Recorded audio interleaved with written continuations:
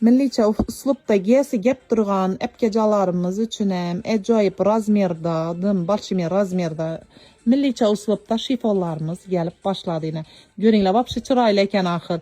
Milli ürüfteki nerselendim sevemendim çırayla duradı. Yine epkelerimizden Fransızki dilinada uzun durmuydu. Uzun gimida epkelerimiz zor.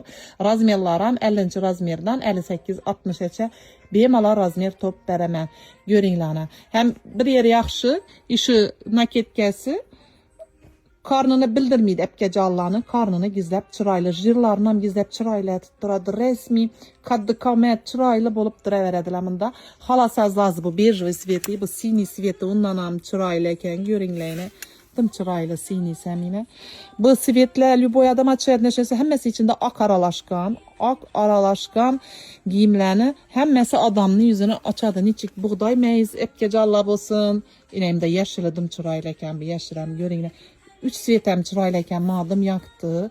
Yine bunu aynıksa ofiste işliden epkelerime dım çed dambı vapşı çıraylı görünleyine gelip giyip görüp alayarınlar türleri köp. Hemmesini gösterip durumumuz türleri köp.